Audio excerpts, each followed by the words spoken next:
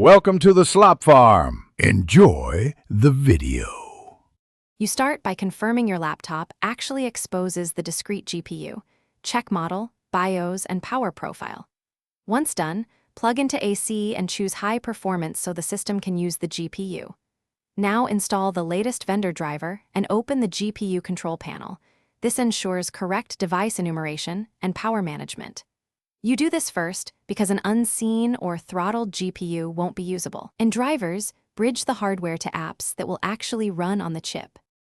You now direct specific apps and compute tasks to the discrete GPU.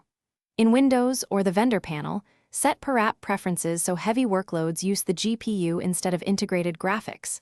For compute, confirm your runtime, SDK, and compile flags target the discrete device. Test with a small benchmark. Then adjust thermal and fan profiles to prevent throttling, because a hot laptop will downclock the GPU. Together, these steps let you actually execute on the chip, rather than merely detecting it. You finish by validating and optimizing. Run a benchmark and watch temperatures, clock speeds, and GPU utilization so you confirm workload execution. If the GPU hits thermal limits, lower settings or tune fans and power to sustain clocks. Make sure battery settings don't override performance.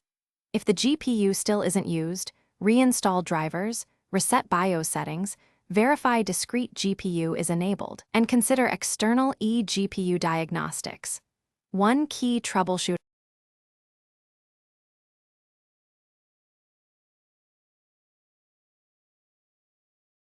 Thanks for watching. Consider subscribing if we helped you today.